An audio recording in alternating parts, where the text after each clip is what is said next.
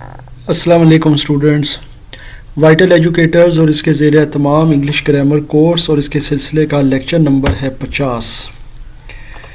जनाब हमारी एक्सरसाइज है पेज नंबर अभी देख लेते हैं 87 पर। और इससे पहले मैं आपको 4 सेंटेंसेस करवा चुका हूँ और अब हम जा रहे हैं जी इसके 5वें सेंटेंस में। 5वां सेंटेंस है, क्या वो 20 मिनट से नावल पढ़ रहा है?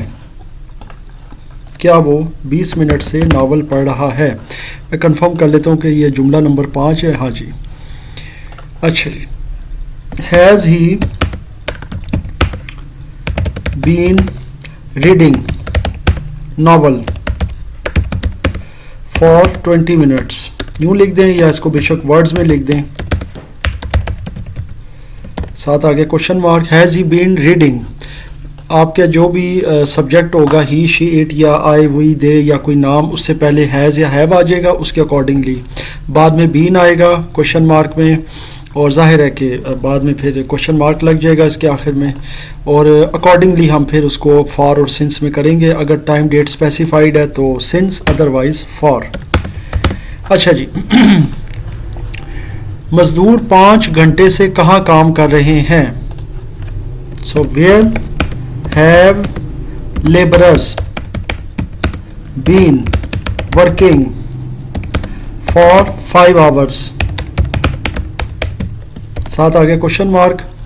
where have laborers been, यानी कि मजदूर कहाँ काम कर रहे, कहाँ यानी where आ गया, और working ऑब्वियसली ये चूँकि ing वाला जुमला रहे हैं तो working for 5 hours, तो चूँकि 5 घंटे है तो फिर यहाँ पर लग जाएगा फॉर। आगे चलते हैं जनाब। सड़क बनाने वाला इंजन 2 दिन से किस सड़क की मुरम्मत कर रहा है? अच्छा जी, सड़क बनाने वाला जो इंजन होता है उसे हम कहते हैं रोड रोलर, याद रखिएगा। कुछ लोग इसको रूलर भी कहते हैं, बहरहाल ये एक्चुअल वर्ड जो होता है वो होता है रोड रोलर, जिसको अक्सर लोग बुलडोज़र भी कहते हैं, मतलब वो अपनी अपनी जो इख्तरा बनाई होती है। अच्छा, 2 दिन से किस सड़क की मुरम्मत कर रहा है?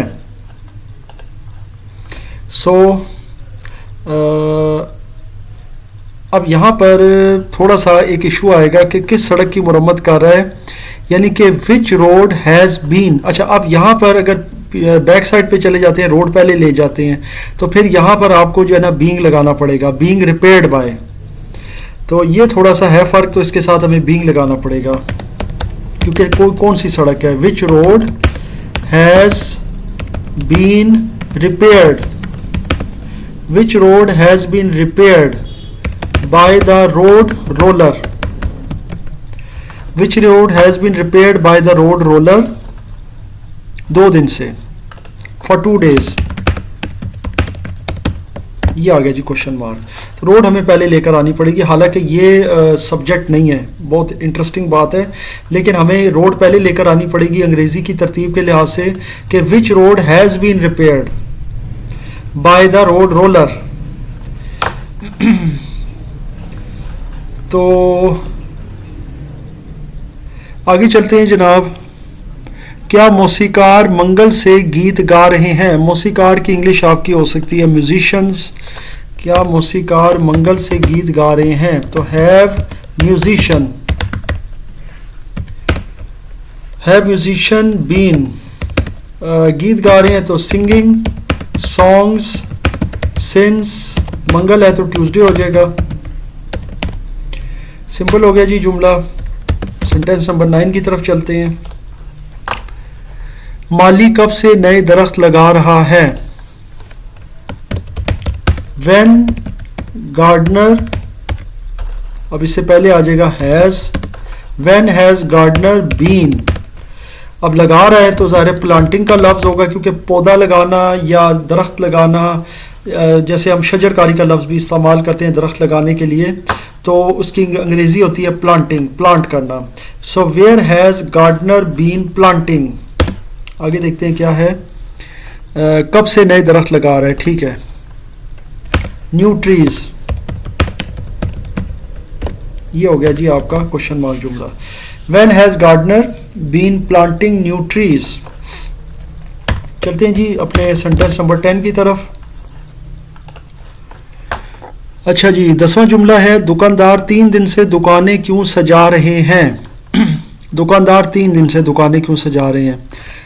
Y have shopkeepers been Why have shopkeepers been decorating shops 3 दिन से? तो हो जाएगा for 3 days। तो ये चीज़ आ जाएगी जनाब। उसके बाद चलते हैं जी हम अगले सेंटेंस की तरफ, जो कि सेंटेंस नंबर है 11। सेंटेंस नंबर 11 है जी हमारे पास, क्या बच्चा सुबह से खिलौनों के साथ नहीं खेल रहा है? अब यहाँ पर नेगेटिव जुमला भी आ गया, क्या बच्चा सुबह से खिलौनों के साथ नहीं खेल रहा है? तो यहाँ आ जाएगा has not child been playing with the toys. सुबह से है तो सिंस हो जाएगा मॉर्निंग, और साथ आ जाएगा क्वेश्चन मार्क, क्योंकि सिंस मॉर्निंग है, क्योंकि यहाँ पर है जी सुबह से। क्या मरीज 4 दिन से नहीं नहा रहा है? अगेन वही चीज़ आ गई। ये जुमला नंबर देख लेते हैं, 12 है।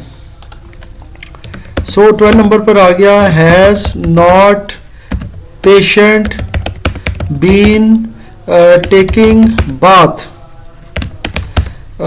4 दिन से है फॉर 4 डेज, फॉर 4 डेज, और साथ आ गया क्वेश्चन मार्क। अब चलते हैं जी हम अपने सेंटेंस नंबर 13 की तरफ। तो सेंटेंस नंबर 13 है, क्या वो 2 माह से तुम्हें नसीहत नहीं कर रहा है? तो वो का जो लफ्ज़ है ना, वो वाला, वो ज़ाहिर ही में आ जाएगा, तो ही जो है फिर उसके साथ हैज़ लग जाएगा। तो ये हो जाएगा जी आपका, क्या वो has he not been, has he not been, क्या वो तुम्हें। अब ये देखें यहाँ पर क्या वो का मतलब होगा हैज़, पहले चला जाएगा ही, फिर नॉट बीन। नॉट इसलिए लग रहा है जनाब क्योंकि यहाँ पर नेगेटिव जुमला है, नहीं कर रहा है। क्या वो 2 माह से तुम्हें नसीहत नहीं कर रहा है? Has he not been advising you, advising you, ADVICING, advising you for 2 days. तो ये आ जाएगा जी फॉर 2 डेज। अब चलते हैं जी हम अपने 14 सेंटेंस की तरफ। क्या लोग 5 बजे से जुलूस में शामिल हो रहे हैं? Have people been, have people been, अच्छा शामिल होना। अब यहाँ पे 2 तरह के जुमले आ सकते हैं जी। पहले आप यहाँ पर हैव का एच बड़ा कर लेते हैं ताकि कैपिटल हो जाए। Have people been taking part in the procession,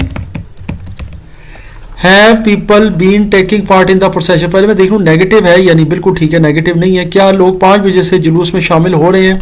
have people been taking part in the procession since 5 o'clock। ये आ जाएगा 5 o'clock, और साथ क्वेश्चन मार्क। इसमें एक तो ये टेकिंग पार्ट भी कर सकते हैं, और दूसरा होता है पार्टिसिपेटिंग भी आप कर सकते हैं, participating in the procession since 5 o'clock। So ये होगी जनाब हमारी एक्सरसाइज। और अब हम चलते हैं थोड़ा सा आगे और देखते हैं कि हमारी जो प्री ट्रांसलेटेड एक्सरसाइजेज हैं उनमें क्या है। आगे वाली जो एक्सरसाइजेज हैं उनमें प्रेजेंट इंडेफिनिट पैसिव फॉर्म में दिया गया है कि कज़ाफ़ी स्टेडियम में हर साल मैच खेले जाते हैं। पैसिव का जाहिर है कि अभी फ़िलहाल हमारा टॉपिक नहीं है, हम तो ज़ाहिर ट्रांसलेशन करें, लेकिन पैसिव का आपको इस तरह बता देता हूँ। जैसे एक जुमला होता है कि मैंने गिलास तोड़ा या गिलास मुझसे टूट गया, उसने क्रिकेट खेली या क्रिकेट उससे खेली गई, उसने किताब पढ़ी या किताब उससे पढ़ी गई। तो ये जो जुमले होते हैं ये एक्टिव पैसिव में आते। जो दूसरे वाला है वो मौखर ज़िक्र, वो जो है ना वो आपका पैसिव है। इसी तरीके से अब यहाँ पर तकरीबन ये जो जुमले सारे ये पहले भी हम कर चुके हैं। आप देखें यहाँ रहट का लफ्ज़ आ रहा है जो बिल्कुल दुरुस्त है। इससे पहले मैंने बता दिया था कि ये जनाब रहट जो है वो पर्शियन व्हील होता है, और इसका मैंने बच्चों को बताया भी था। दरियाओं पर बंद बांधे जाते हैं, dams are built on rivers. तो डैम्स वो कंस्ट्रक्शन या यूं कह लें एक इंफ्रास्ट्रक्चर होता है जो कि किसी भी दरिया के पानी को रोकता है। यहाँ सामान नीलाम किया जाता है, लगेज इज़ ऑक्शनड हेयर। तो ऑक्शन का लफ्ज़ आ जाता है जी नीलाम के लिए। इसी तरह 14 अगस्त को स्कूलों में जलसे किए जाते हैं। तो यहाँ पर जलसों से मुराद मीटिंग है, वैसे आप प्रोसेशन भी कह सकते हैं, जलसे के लिए स्पेसिफिक वर्ड है। तो इस तरह से फिर घड़े पानी से लबालब भर लिए जाते हैं। पिक्चर्स, तो ये जो मिट्टी के घड़े होते हैं इनकी इंग्लिश है pitchers are filled with water. तो अब देखते हैं जनाब कि क्या मामला है, इसमें बस एक आपका रूल लगेगा, वो है थर्ड फॉर्म ऑफ वर्ब। बाकी आप देख सकते हैं दांत सुबह साफ किए जाते हैं, teeth are clean in the morning, कच्ची चप्पियों से जल्दी, a boat is rowed with oars, मुझे इनाम दिया जाता है, I am given a prize. Okay जी, अब यहाँ पर इज एम आर है जी, हैज हैव नहीं है। इज एम आर ज़ाहिर के हेल्पिंग वर्ब है। इज एम जो होता है वो नॉर्मली मतलब सिंगुलर के लिए होता है, बाकी जो आर है वो प्लूरल के लिए, जैसे दे हो गया, वी हो गया, दे आर या वी आर। तो इनके साथ अब ज़ाहिर हमने इसको बनाना है पैसिव में, एक और दूसरे नंबर पर third form of verb use करनी है। तो लेट्स सी, यहाँ रेडियो के लाइसेंस बनाए जाते हैं। अब याद रखिएगा कि रेडियो के जो लाइसेंस है ना, ये बेसिकली सब्जेक्ट होगा और ये पीछे चला जाएगा। तो अभी जैसे जैसे मैं कंस्ट्रक्शन करूँगा आपको समझ आ जाएगी। लाइसेंसेस ऑफ रेडियो, या यूँ कह लें कि radio licences, radio licences are made here, बनाए जाते हैं, ज़ाहिर मेड हेयर, और मेक मेड मेड, तो मेड इसकी थर्ड फॉर्म लग जाएगी। सेकंड सेंटेंस पे चलते हैं जी हम। सेकंड सेंटेंस है, वहाँ बाइसिकल किराए पर दिए जाते हैं। अच्छा जी, bicycles are given on rent there, वहाँ बाइसिकल किराए पर दिए जाते हैं। अच्छा जी, अगर कोई ये कहे कि जी मैं बाइसिकल किराए पर लेता हूँ, तो फिर वो हायर का लफ्ज़ भी यूज़ कर सकता है, या यूँ भी कह सकता है I take bicycle on rent, तब भी हो सकता है। अच्छा जी, अब तीसरे नंबर पर आते हैं। तीसरे नंबर पर जो सेंटेंस है वो है, शाहजमाल रोड पर जुमा बाजार लगाया जाता है। अच्छा जी,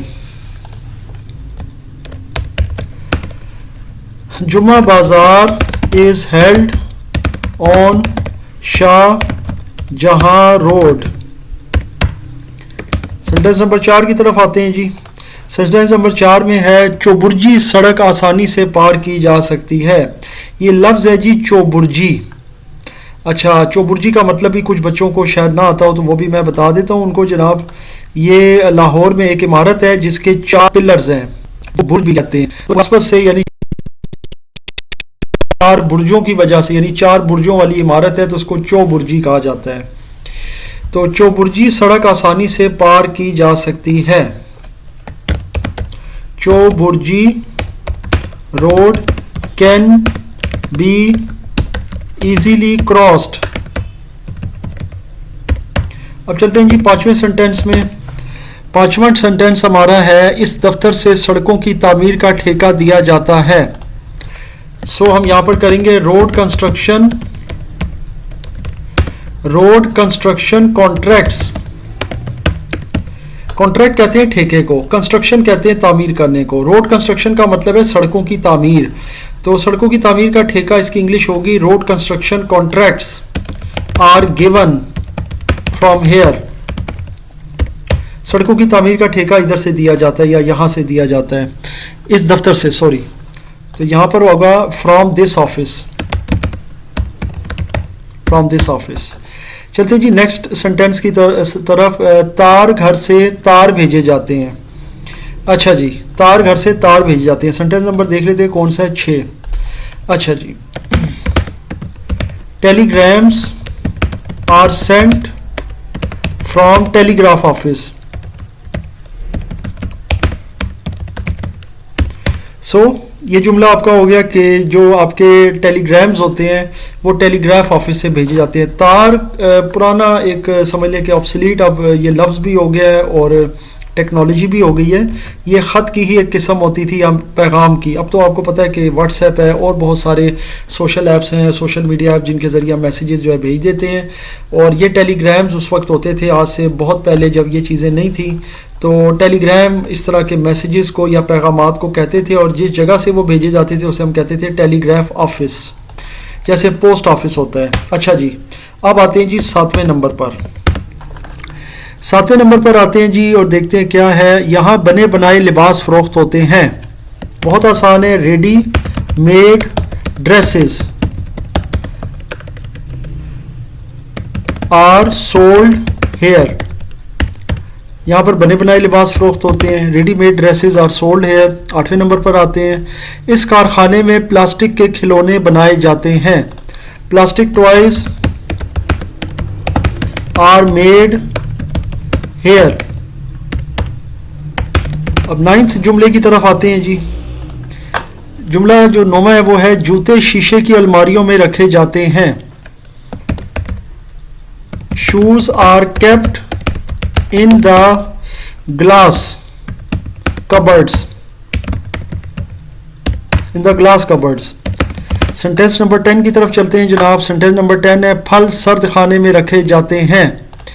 fruits are kept, third form लगी कीप की, keep kept kept, kept in cold storage. Simple हो गया जनाब। अब सेंटेंस नंबर 11 की तरफ चलते हैं। आम मुल्क से बाहर भेजे जाते हैं। मुल्क से बाहर भेजने को हम कहते हैं एक्सपोर्ट। तो मैंगोज आर एक्सपोर्टेड। बस इससे आगे अब आपको ज़रूरी नहीं है कि आप ये लगाएं कि mangoes are exported outside country, वो ज़रूरी नहीं, क्योंकि जब एक्सपोर्ट का लफ्ज़ आ गया इसका मतलब यही होता है कि ये भेजे जा रहे हैं मुल्क से बाहर। अच्छा जी, इसके बाद आ गया जनाब सेंटेंस नंबर 12। कई मुल्कों में बूढ़ों की देखभाल की जाती है। In many countries old people are looked after. In many countries old people are looked after. यहाँ पर ये वर्ब की थर्ड फॉर्म लगी, लुक लुक लुक्ड। अब आते हैं जी 13वें सेंटेंस की तरफ। 13 नंबर का सेंटेंस है इस स्कूल में यतीम बच्चों को वज़ाइफ दिए जाते हैं। अब वजीफे की जो इंग्लिश है वो स्कॉलरशिप है। इस स्कूल में तो स्कॉलरशिप आएगा सबसे पहले। स्कॉलरशिप्स आर गिवन, एक मिनट अब मैं ज़रा देख लूँ पूरा जुमला। यतीम बच्चों को scholarships are given to orphans in this school, बल्कि from this school होगा, सॉरी, from this, इस स्कूल से, ये जो अप्रोप्रिएट वर्ड है वो ये बनेगा। तो अच्छा एक बात और याद रखें कि यतीम बच्चों की इंग्लिश आर्फन ही होगी। उसमें आप आर्फन बॉयज़ या गर्ल्स की तखसीस करने की आपको ज़रूरत नहीं है। जब आप आर्फन का लफ्ज़ आ जाएगा तो उसमें बच्चे बच्चियाँ सब आ जाती हैं। अच्छा जी, सेंटेंस नंबर 14 है इस कॉलेज में असातिज़ा को तरबियत दी जाती है। Teachers are trained in this school. Sentence number 15 की तरफ चलते हैं। अच्छा जी, इस कॉलेज में असातिज़ा को तरबियत दी जाती है, सॉरी, तो यहाँ पर मैं कॉलेज लिख देता हूँ। अच्छा जी, अब हम आगे चलते हैं जनाब सेंटेंस नंबर 15 की तरफ। बाज बीजों से तेल निकाला जाता है। अच्छा जी, ऑयल इज एक्सट्रैक्टेड। किसी चीज़ में से भी अगर तेल निकाला जाए या जूस निकाला जाए तो उसे एक्सट्रैक्ट करना कहते हैं। जैसे कि हम गन्ने में से जूस निकालते हैं तो उसे भी एक्सट्रैक्ट करना कहते हैं।